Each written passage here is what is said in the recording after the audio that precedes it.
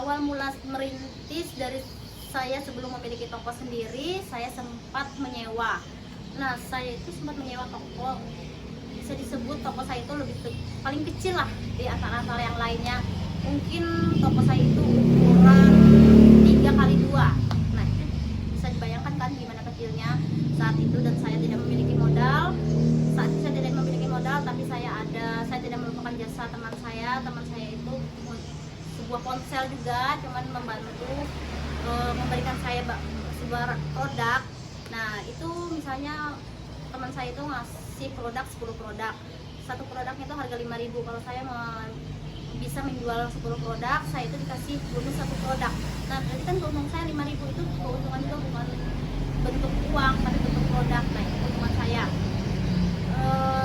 Jadi saya tuh merintis juga dari pernah berjualan ke perusahaan kan setiap bulannya kayak gajian gitu ya, jadi kami datangin, kami berjualan di sana, kami tempuh ke sana, kehujanan, kepanaskan, pakai truk itu, mobil besar gitu, membawa barang-barang. Itu pun kami membawa barang orang karena kami belum punya modal sendiri, tapi kami merintis sedikit-sedikit, kami mengumpulkan sedikit-sedikit supaya kami juga mau seperti orang.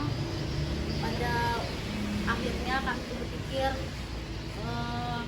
nggak bisa kayak gini terus, pasti ketinggalan sama yang lain. Toh yang lain itu sudah tokonya sudah tinggi-tinggi, sedangkan kami masih seperti itu, belum berjualan handphone, masih menjualkan pulsa itu pun contohnya kayak voucher itu 10.000, paling kami cuma menyediakan 30 piece, yang 25 itu menyediakan 20 piece, jadi nggak ada stok banyak. Dan kami berusaha membuka cetakan foto. Kami cetakan foto tetap aja kami jalan di tempat, ibaratnya tidak bisa seperti orang sudah tinggi, sudah jual handphone, jual macam-macam, kami masih jual pulsa. Akhirnya kami berpikir kami mau mencari dana, ibaratnya mencari dana pinjaman. Nah, kami pinjam disitulah saatnya kami bangkit, nggak mau tinggalan dari yang lain. Kami modal kami saat itu kami mendapatkan pinjaman 25 juta. Nah, saat itu 25 juta kami belikan ke handphone itu paling dapatkan 15 piece. Nah, dari 15 piece itu kami jualan handphone sedikit-sedikit. Itu pun handphone zaman itu kan handphone Cina ya, handphone Cina, belum ada handphone Android seperti sekarang. Handphone iPhone itu belum ada, masih ada Sony Cina lah, Evercross, Mito. Nah, saat itu masih handphone itu. Jadi kalau ada orang ke toko, Mbak, ada jual HP Samsung Jiwan, nah saya berpikir untungnya lumayan, lebih baik saya cari ke ponsel lain dong. Nah, saya berjalanlah ke ponsel lain mencari itu handphone yang dicari beli kan, dapatlah. Saya jual, alhamdulillah ada untung. Jadi setiap ada alhamdulillahnya ya, orang ada cari handphone dong ke toko itu. Cuman kalau ada orang cari handphone namanya kan belum lengkap, masih jual Cina-Cina, jadi orang dapat mencari Nokia, cari Samsung, cari apa. Jadi berpikir tuh ya udahlah, kami ke toko temen dong, cara ada handphone ini kah yang dicari pembeli. Alhamdulillah teman ngasih, sudah dibeli sama pembeli, baru kami setor uangnya, kami ambil untungnya. Di situ kami tabung terus. Kami saat itu wajib nabung. Kebetulan suami juga sempat kursus servis itu diminta sama pembina servis itu 3,5 juta, entah berapa kali pertemuan. Nah, di situ suami belajar servis, kami ada uang 3,5 juta servis. Sudah suami bisa servis, jadi kami tekankan kami harus nabung sehari 500.000. Itu harus wajib, kami nabung 500.000 dalam sehari, itu udah bersih. Jadi kalau nabung itu 500.000 ya, 500.000 kami dulu, kami ikat, kami masukkan. Saat itu kan bank itu belum adalah, yang ATM itu belum ngerti. Jadi kami nabung di celengan itu sehari 500.000, 500.000. Kami berpikir tuh kami ingin seperti orang-orang juga lah, ibaratnya yang usaha sendiri. Tapi memang sih rata-rata di sini ini maaf masih pada nyewa kan. belum ada yang memiliki toko sendiri, jarang lah, ibaratnya jarang yang memiliki toko sendiri dengan umur yang muda gitu. Nah mungkin kebanyakan yang punya toko sendiri ya yang tua, yang udah lama berusaha gitu. Jadi kami berusaha, ayo kita harus mumpung muda kita bekerja, ya nggak apa-apa lah sakit-sakit duluan, yang penting nanti kedepannya enak gimana gitu. Jadi memutuskan sama suami nabung sehari itu wajib 500.000, itu wajib dari keuntungan suami nyervis. Jadi saat itu tuh ibaratnya kalau dibilang ngirit-ngirit ya, keinginan yang lain dipendingin dulu, di stop dulu, ditahan dulu demi kemajuan kayak gitu. Dari makanan, dari apa yang kalau keinginan yang lain banyak ya, cuman kan harus dipending gitu.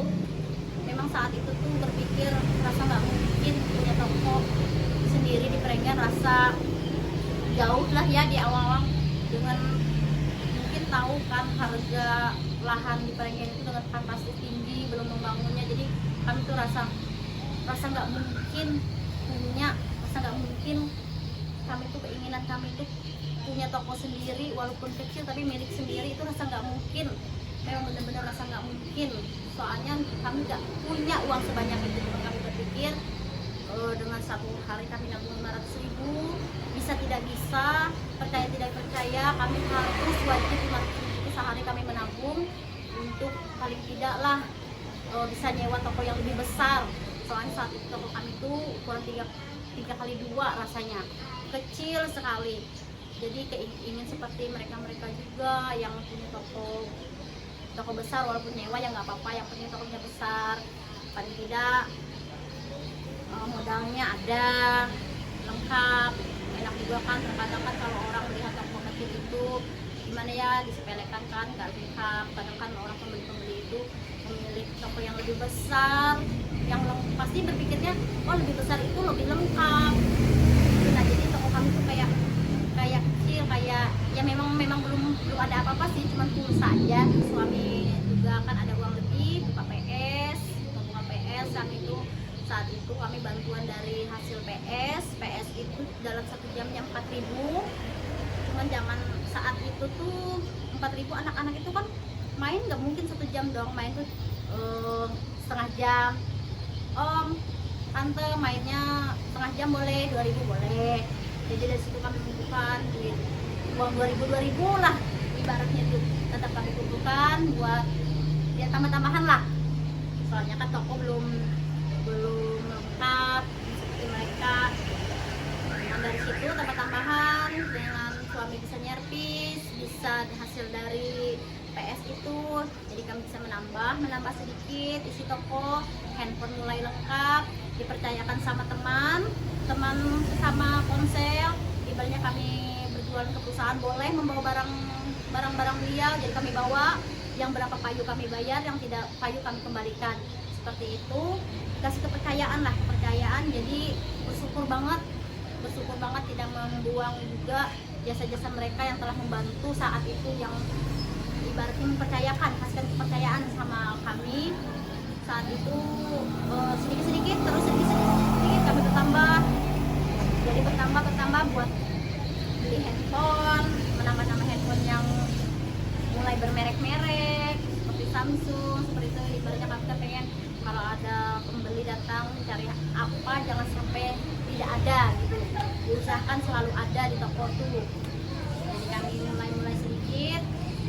Itu 2011 kami merintis, kami alhamdulillah memiliki toko sendiri itu 2014.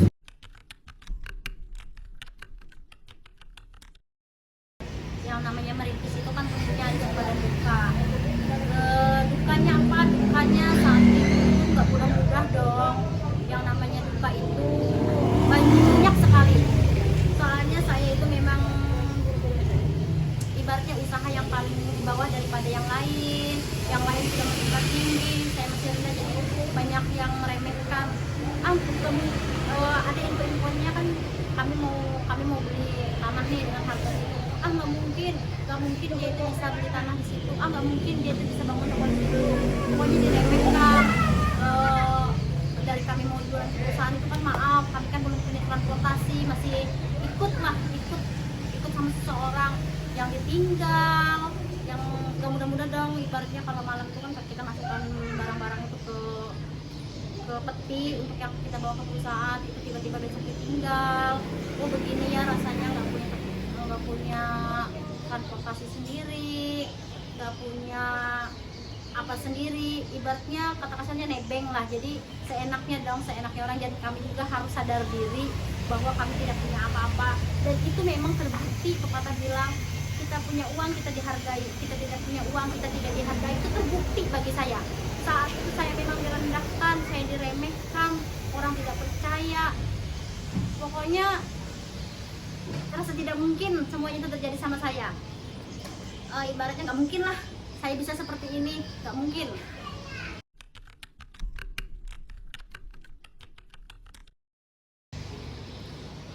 Alhamdulillah omset yang kami terima itu setiap bulannya, karena ibaratnya kita hitung omset setelah saat saya sekarang ya, setelah saya menjual, omset kotornya sebulan hitunglah itu bisa mencapai 40 juta, 50 juta, karena kita kan jual handphone dan servis.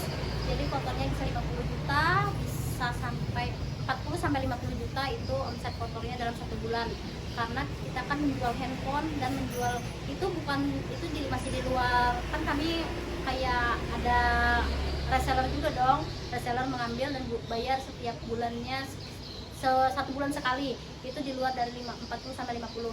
Ibaratnya kayak kami ini kan hitungannya yang ditunggu perusahaan juga sebulan sekali. Nah, sebulan sekali itu kami hitung kotornya itu 40 sampai 50 juta. Itu sampai kotornya, kalau bersihnya mungkin bisa privasi kami sendiri. Yang pasti omset sebulan kotornya 40 sampai 50 juta. Motivasi untuk anak-anak muda yang ingin berbisnis, yang ingin membuka usaha sendiri, ayo mulai sekarang belajar menabung,